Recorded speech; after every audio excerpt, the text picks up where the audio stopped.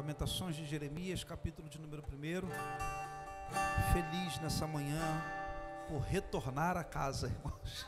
Jesus, aleluia. Todos acharam de que graças a Deus. Eu poderia ler todos os 5 capítulos de Jeremias, de Lamentações de Jeremias, mas eu vou apenas me apegar aqui ao primeiro capítulo, versículo de número 1 e o 2, o 3 e o 4, que diz assim: como se acha solitária aquela cidade, dantes tão populosa, tornou-se como viúva, a que foi grande entre as nações e princesa entre as províncias, tornou-se tributária, continuamente chora de noite, e as suas lágrimas correm pelas faces, não tem quem a console entre todos os seus amadores. Todos os seus amigos se houveram elevitosamente com ela, tornaram-se seus inimigos. Judá passou em cativeiro por causa da aflição e por causa da grandeza da sua servidão. Habita entre as nações, não acha descanso, todos os seus perseguidores a surpreenderam nas suas angústias. Os caminhos de Sião pranteiam, porque não há quem venha à reunião solene. Todas as suas portas estão desoladas, e os seus sacerdotes suspiram, e as suas virgens estão tristes, e ela mesma tem amargura. Tome o seu assento, dando glória a Deus. Meus irmãos, quero aqui agradecer a Deus a oportunidade, e eu falei isso na quarta-feira. Nós chegamos de viagem na segunda-feira, tivemos 10 dias ali no interior de Minas, foi uma maravilha. Que coisa linda, irmãos, pegar e comer peixe do açude, tomar leite da vaca, irmã Emília, que coisa linda. E os 10 dias que nós tivemos ali, nós tivemos 4 vezes indo à igreja, e eu preguei 3 vezes. Eu fui para descansar e me botaram para ralar, isso sim. Mas é louvável, irmãos. Eu costumo dizer que eu não consigo viver longe do altar. A casa de Deus, ela é um privilégio para todos os obreiros e pessoas que realmente se dedicam à sua obra maravilhosa. Foi um prazer, nós estivemos ali naquela cidadezinha do interior e voltamos revigorados, esperando que Deus esse ano faça com que essa igreja venha se multiplicar, não só na quantidade de pessoas, mas em graça e em conhecimento e em unção do Espírito Santo de Deus. É disso que a igreja precisa. O livro de Lamentações de Jeremias vai mostrar um momento caótico, um momento de tristeza e angústia. E ele começa dizendo na sua palavra, quando ele escreve: como se acha solitária aquela cidade dantes tão populosa.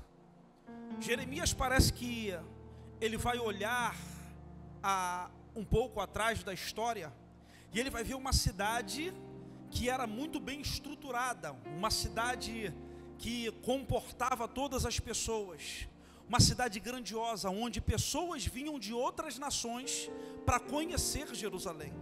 Judá era um espetáculo. Imagina você, a melhor cidade, ou o melhor lugar para se morar, há aproximadamente 3.000 anos e 500 atrás. Imagine um lugar esplendoroso, imagine um lugar onde todos passavam e não havia crítica à cidade, porque a cidade era populosa. A cidade recebia os seus navios que vinham de fora para importar os produtos, e também fazia suas importações que havia naquela época. Todo o comércio girava em volta de Jerusalém. Jerusalém se tornou populosa, Jerusalém se tornou uma cidade onde as pessoas chamavam ela de princesa do Senhor. A cidade era tão magnífica e extraordinária, mas ela não começou desse jeito. Ela começou uma cidade que ela não tinha muita estrutura física. Na verdade, essa cidade ela foi fundada pelos filhos de Noé e pelos netos de Sem. pessoas que moravam nessa cidade. Nenhuma cidade, lógico, ela começa linda, ela começa maravilhosa, ela começa extraordinária. Todo lugar que a gente vai morar e tem poucos habitantes, e eu já morei num lugar como esse, quando eu morava lá no quilômetro 32, Duda, aonde era uma casa aqui e a outra casa 1 quilômetro depois. Era um lugar onde havia muito mato, onde havia muitas terras que ainda não eram habitadas, aonde pessoas eles tinham dificuldade de relacionar com outros pela distância com que as pessoas moravam uma da outra. Então, Jerusalém, quando ela não começa linda e maravilhosa, ela não começa com palácio, ela não começa com o templo do Senhor. Na verdade, era um lugar bem humilde, mas havia habitantes naquele lugar, as pessoas moravam naquele lugar. Como eu acabei de dizer, os netos de Noé e os filhos de Sem moravam naquela cidade.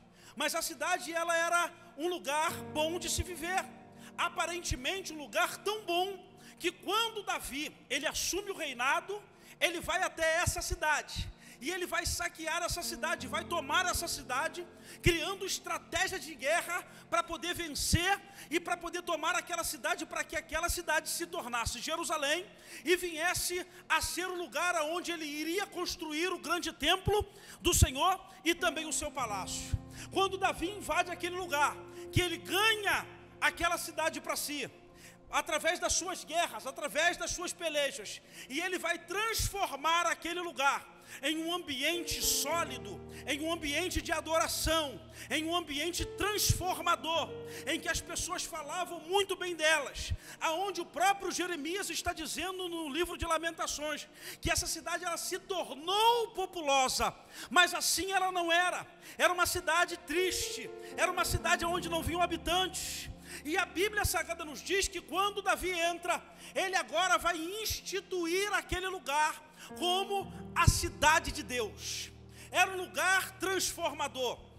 Segundo a Bíblia Sagrada, Jeremias vai dizer, e os profetas também vão dizer, o livro de Reis vai dizer, na verdade, que quando Davi ele assume Jerusalém, ele vai demorar cerca de 13 anos para construir o palácio real. Ele vai demorar 7 anos para construir o chamado templo do Senhor. Só que ele não constrói, quem constrói é o seu filho. Davi agora ele vai preparar todo o caminho para que Salomão viesse a construir o palácio e também o templo do Senhor. E a Bíblia diz que Jerusalém ela se tornou tão fantástica, tão extraordinária, que o rei Salomão enviou seus soldados para irem até o Líbano, para trazer madeira de Líbano, do cedro de Líbano para Jerusalém, para a construção. Escolheu o melhor ouro, escolheu a melhor prata, escolheu o melhor bronze. Imagina você morar e viver e ver a construção do templo do Senhor. Quem via aquela magnitude, aquela grandeza, aquele lugar extraordinário de se viver, e via o templo do Senhor, eu imagino os sacerdotes entrando num lugar como aquele, para adorar a Deus. Eu imagino o povo indo até Jerusalém, porque Jerusalém era formosa. Se Jeremias está dizendo que essa cidade é populosa, eu imagino o povo entrando lá naquele lugar, com um sistema dentro do seu coração de adoração ao Senhor. Eu imagino um lugar de glória, um lugar fantástico, que todos tinham prazer de sair da sua casa, da sua cidade, e descer até Jerusalém, para poder observar e adorar o nome do Senhor. Quem entrava na cidade, ora, via uns soldados vestidos de púrpura de linho, via uns soldados vestidos com seus cabelos cacheados de ouro fino. Quem olhava distante os soldados, viam a grandeza de Salomão, porque Salomão era um rei pacífico, e tudo que acontecia em Jerusalém, na cidade de Jerusalém, era comentário. Se houvesse Facebook naquela época, meu Deus do céu, se houvesse naquela época Instagram, tinha muitas curtidas. Se houvesse naquela época alguma rede social, ora, ganhava até do vídeo que o Nicolas Ferreira fez esses dias a respeito do Pix. Ora, meu Deus do céu, era algo extraordinário, estrondoso. E quem via aquela cidade olhava apenas a aparência da cidade.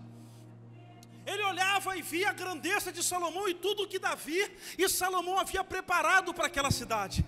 Que lugar extraordinário, que lugar bom de morar. Quem olhava assim via as coisas acontecerem com uma frequência muito grande. E todos se orgulhavam. E quem sabe se um de nós estivéssemos lá, Márcia, iríamos ver a grandeza de Salomão e a grandeza da cidade, e ele ia dizer: olha, eu já fui em Jerusalém. Jerusalém é um lugar extraordinário, um lugar lindo. Mas acontece algo que Jeremias está nos dizendo no texto de Lamentações. Essa cidade, ela era uma cidade populosa, mas agora ela está andando como viúva, sozinha, está andando triste, está andando, aquilo que era populoso já não é mais, aquilo que era grande já não é mais. As pessoas que chamavam essa cidade de princesa, agora estão vendo a realidade que está acontecendo. O próprio livro de Lamentações de Jeremias, na verdade, ele é um choro de lamentações, um choro de Jeremias, dizendo a nós aquilo que era perfeito, aquilo que era grande, aquilo que era poderoso, aquilo que era de grande magnitude, agora já não é mais. Agora se tornou uma cidade triste, uma cidade onde a viúva é que impera. Uma cidade que antes era populosa já não é mais. As pessoas estão mendigando no meio da rua. As pessoas que eram ricas hoje se tornaram pobres. As pessoas que tinham alguma coisa já não são mais. Os sacerdotes que iam a um templo para poder adorar já não conseguem ir, porque alguma coisa no meio do caminho acabou com Jerusalém. A Bíblia Sagrada nos diz que Nabucodonosor, ele vai ser levantado, o rei da Babilônia, vai ser levantado para poder fazer com que o juízo de Deus viesse a Jerusalém. Deus, ele vai levantar um inimigo para poder castigar Jerusalém. Mas por que o castigo? Por que que Deus, ele vai agora castigar Jerusalém, se Jerusalém ali mora o povo de Deus? Por que que Deus, ele vai levantar Nabucodonosor para destruir o templo que foi construído? Por que que Deus vai levantar Nabucodonosor para destruir uma cidade aonde Deus, entre aspas, morava? Por quê? Porque a cidade era muito bonita por fora, mas na verdade por dentro estava em declínio. Havia uma corrupção generalizada naquele lugar. Preste muito bem atenção no que eu vou lhe dizer, eu vou lhe fazer um paralelo para que você possa entender. Quando nós nascemos, a nossa vida, nós não somos filhos de Deus, nós somos na verdade criaturas de Deus. O ser humano, ele nasce de um ventre de uma mulher, e ela não é formosa, porque ela é, na verdade, apenas uma criatura de Deus. Nós, quando nascemos, somos criaturas de Deus. Nós não somos filhos de Deus. Nós nos tornamos filhos de Deus no momento em que nós aceitamos a Cristo como nosso Senhor e Salvador. A Bíblia Sagrada nos diz que quando nós herdamos, não porque nós somos filhos, mas nós somos, na verdade, filhos adotivos de Jesus. O ser humano, ele nasce apenas como criatura. Não temos a formosura, não somos bonitos, não somos filhos, somos, na verdade, herdeiros, porque Jesus nos fez herdeiro. Assim era a cidade de Jerusalém. Quando foi criada e foi habitada pelos filhos de Noé e pelos netos de Sem, ela não tinha formosura, ela não era populosa, nós também não éramos populosos, não tínhamos nada dentro de nós.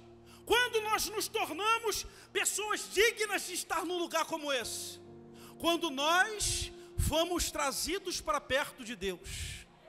A Bíblia Sagrada diz que Davi, quando ele invade esta terra e vai tomá-la e fazer dela algo grandioso para Deus, é aí que nós entramos. Por quê? Porque nós agora que não éramos nada, tínhamos uma deficiência de nos aproximarmos de Deus por causa dos nossos pecados.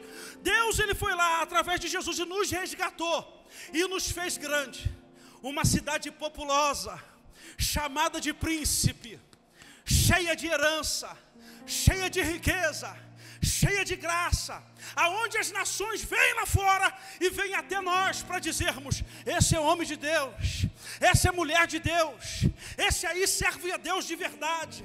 Nos tornamos uma cidade pomposa. Quem é que não quer vir num ambiente como esse? Um ambiente que tem 15, 20 pessoas, eu não sei, que eu não vou contar para não perder tempo, mas quem é que não quer vir num ambiente como esse, entendendo que a graça de Deus está se manifestando sobre esse lugar? A cidade está populosa, mas muitas das vezes nós, como cidade, e aqui está o tema da mensagem, se tu quiser botar aí não sei de onde, é nas redes sociais, tu pode colocar. Aqui está o tema dessa pregação. Nós somos cidades de Deus. Nós somos o referencial nessa casa. Nós somos algo que as pessoas precisam ver e contemplar a beleza e a grandeza e a formosura daquilo que se foi construído dentro de nós. Nós somos a cidade de Deus, morada do Altíssimo. Nós somos aqueles que estão sendo observados, como Paulo diz, como uma carta aberta para que todos possam ler.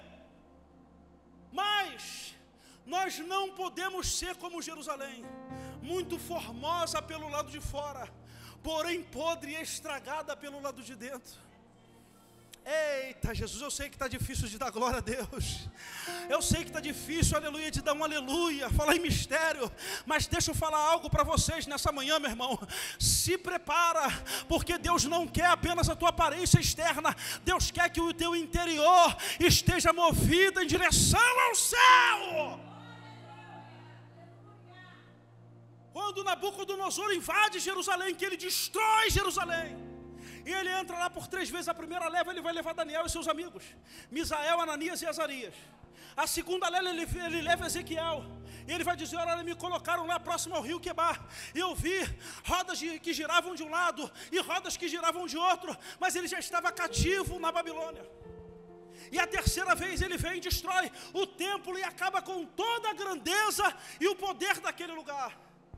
Por isso que Jeremias agora, quando o povo vai ser levado cativo para a Babilônia, que eles levam os sábios, que eles levam os inteligentes, as pessoas que são preparadas, que são especiais para poder servir ao rei de Babilônia. Quando Jeremias olha, parece que ele pega uma foto no celular, e quando ele vai abrir lá no Google Fotos, Jeremias, ele vai olhar e vai ver a época de glória de Jerusalém. Ele vai ver a magnitude do templo, ele vai ver a grandeza do templo. E é lógico que não tinha celular naquela época, irmão, estou aqui fazendo apenas uma conjectura, mas se ele tivesse celular, irmão, as fotos do Facebook antiga, ele via ver que a grandeza do templo de Salomão. Quem sabe uma foto de um soldado com seu ouro nas suas cabeleiras. Quem sabe um soldado carregando as madeiras de cedro do Líbano para construir o templo do Senhor. Ele vai olhar aquilo e vai falar: como é grande essa cidade. E quando ele vai ao alto do monte, que ele vai tirar uma foto para colocar no Instagram, ele vai ver uma cidade completamente lotada de pessoas de outras cidades que vinham a Jerusalém para poder observar o templo, para observar a grandeza, a soberania e a magnitude de Salomão e da cidade de Jerusalém. Mas quando ele vai abrir o celular, que ele vai tirar uma foto da realidade atual de Jerusalém, ele vai escrever a carta de lamentações de Jeremias, porque ele abre o celular, ele tira uma foto e ele não vê mais ninguém. Ele vê pessoas que se corromperam no meio da caminhada, pessoas que se entristeceram no meio da caminhada, pessoas que se apostataram da fé no meio da caminhada, pessoas que já não querem mais comprometimento com Deus, pessoas que já não têm mais aquele desejo de estar na casa de Deus, pessoas que se corromperam e foi necessário que Deus pegasse o inimigo, como fez com Nabucodonosor, para entrar em Jerusalém, na cidade de Jerusalém, e fala: vem para cá, porque agora eu estou te levando cativo. Mas eu quero dizer nessa manhã para você, que nessa casa existem remanescentes. Ainda que o povo se corrompa, nós somos remanescentes de uma casa espiritual, que estamos linda por fora e extraordinariamente cheia pelo lado de dentro. Não vamos nos corromper, não vamos nos dobrar. Eu falei aqui, irmão, que eu vim, nós chegamos de viagem, meu irmão, eu estou aqui numa ansiedade para vir para uma consagração como essa. Eu juro, Rafaela, eu estava lá, eu falei: Jesus, hoje é dia de consagração, e eu querendo, ansiando para estar aqui nesse lugar. Por quê? Porque quem vive do altar, e você entrega no altar, o altar te devolve. Como é bom, irmão, estar num ambiente como esse. E você vai, irmãos, muitas das vezes em igrejas, e aqui eu não estou falando mal de igrejas, existem igrejas hoje que tu não sente mais a presença de Deus, e eu não estou falando isso pelo aquilo que eu vejo na rua, não, eu estou vendo isso pelas pessoas que vêm nesse lugar, Rafaela, Márcia, que as pessoas falam: pastor, que lugar, que ambiente é esse transformador? Eu não quero saber o que está acontecendo aí fora, eu não vou me corromper, o que está do lado externo também vai ficar do lado interno, porque isso aqui é uma cidade edificada pelo Espírito Santo de Deus.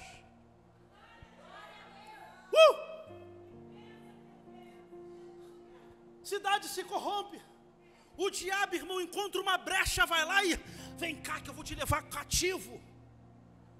E às vezes você precisa ir para o cativeiro, irmãos, para você entender qual é o propósito de Deus, para você entender que muitas das vezes tu passa por processos, e os processos não são para te afastar de Deus, mas o processo é para te trazer de volta, para você entender que ainda existe uma cidade, ainda existe chama dentro dessa cidade, e eu quero dizer que o fogo arderá continuamente sobre o altar, e não se apagará.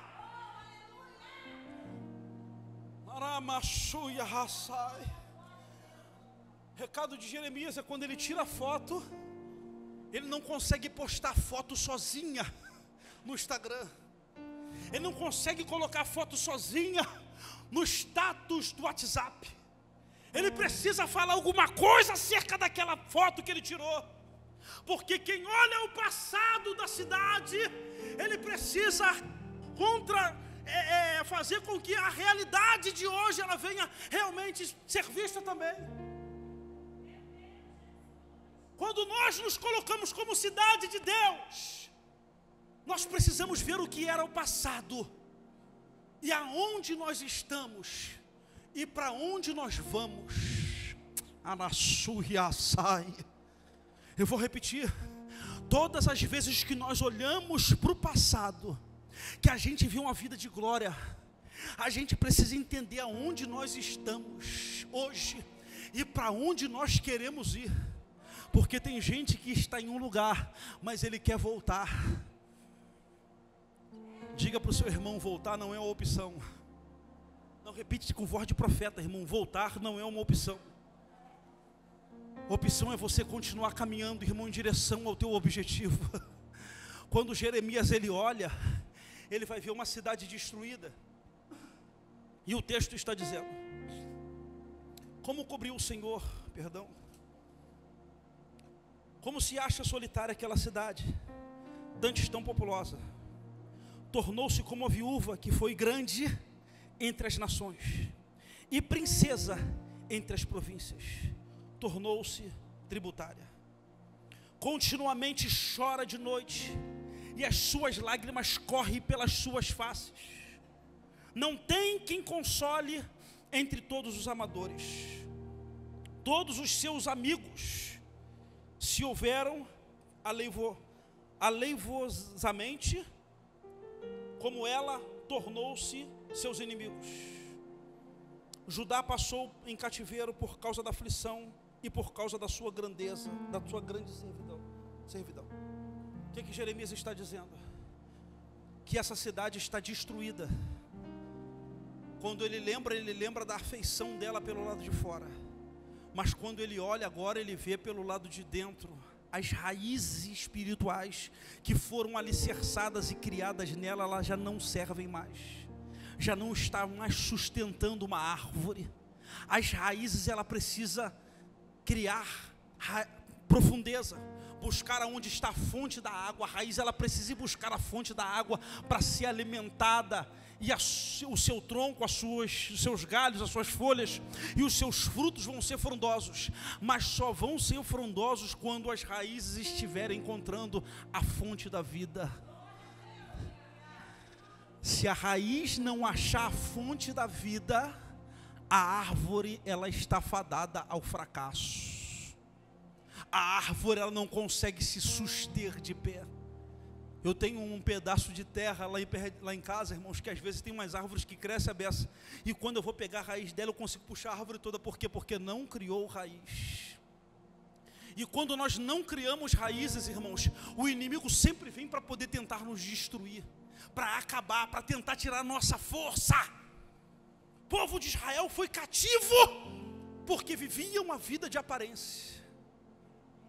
Nós não podemos, de maneira nenhuma, viver uma vida de aparência. A aparência é um engano para você, não para Deus.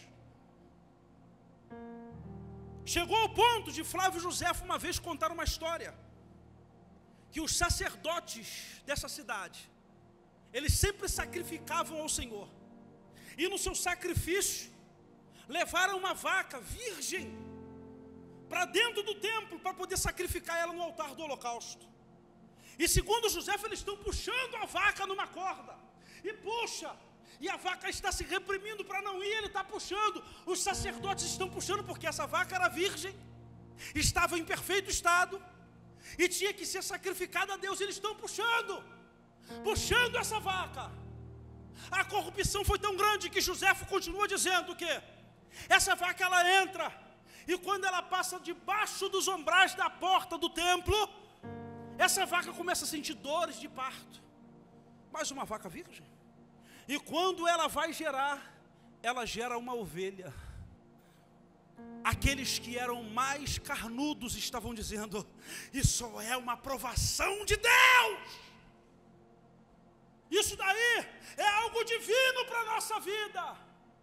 Mas existiam os remanescentes, como eu e você que estamos aqui nessa manhã, entendendo que essa cidade foi edificada em Cristo, que está como os sacerdotes mais antigos, aqueles que tinham mais conhecimento de Deus, está dizendo: isto daí é uma reprovação de Deus. Volte com a vaca, volte com o cordeiro, porque Deus não está se agradando disso. Deus muitas das vezes não se agrada de algumas coisas que a gente tem que sacrificar, porque a Bíblia diz que é melhor obedecer do que sacrificar. Aleluia. Quando nós estamos num ambiente como esse de adoração, irmãos, nós não precisamos de vaca, nós não precisamos de cordeiro, nós não precisamos de altar do holocausto, porque o apóstolo Paulo ele vai dizer: rogo-vos, pois, irmãos, que apresenteis o vosso corpo como sacrifício vivo, olha aqui o altar, e santo e agradável ao Senhor, que é um culto como esse. Isso é sacrifício, isso é entrega, isso é adoração. Quando você se coloca para adorar o Senhor, Deus ele tem coisas extraordinárias, e o povo estava corrompido, o povo estava cativo. Passa-se os anos, e alguém vai lembrar da promessa. Deus, lembra quando o Senhor falou que Israel vai ficar cativo por um período? Ele falou: sim, então está na hora, Senhor. Deus então vai tirar o povo de lá, vai trazer ele novamente a Jerusalém. Ele vai dizer: ai, como é formoso os teus olhos, ó Jerusalém. Como eu gostaria de cantar com harpas, como eu gostaria de adorar o Senhor no lugar chamado santo. Por quê? Porque a cidade precisa voltar a ter um ambiente aonde ela foi criada. O ambiente da adoração precisava voltar, precisava retornar aquilo que era natural. Quando Israel está preso, cativo na Babilônia, que eles estão voltando, e eles chegam lá em Jerusalém, e eles começam a chorar, de tanta alegria que havia naquele lugar. Mas eles precisam fazer algo que eu e você muitas das vezes temos que fazer. Eles precisam novamente erguer os muros de Jerusalém. Precisa reconstruir o templo do Senhor, para que a formosura pudesse voltar em Jerusalém, para que as pessoas viessem a retornar em Jerusalém, para que a cidade voltasse a ser populosa, para que o sacerdote viesse a voltar a adorar e sacrificar o Senhor naquele lugar. A gente muitas das vezes precisa, irmãos, nós precisamos, na verdade, reconstruir os nossos muros. E não estou falando apenas da parte externa, mas também da parte interna. Não adianta, aleluia, você construir a parte externa e deixar a parte externa sem ser reconstruída. Deus está buscando os verdadeiros adoradores que adoram o Pai em espírito e em verdade, que reconstrua tudo para a glória do nome do Senhor. A Bíblia Sagrada nos diz que Jerusalém agora, eles voltam de Jerusalém. Mas como é que se levantou um exército? Como é que o povo conseguiu sair desse cativeiro para retornar?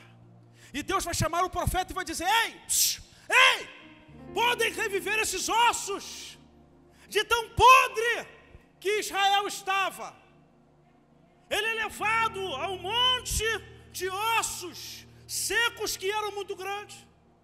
Ele vai dizer: podem reviver esses ossos. Na visão do profeta, ele está vendo e está dizendo: Senhor, humanamente falando não dá, porque a Bíblia diz que os ossos estavam sequíssimos. Os ossos não estavam secos, estavam sequíssimos. E para o osso estar seco, sequíssimo, ele precisa de mais de 5 anos de putrefação do seu corpo.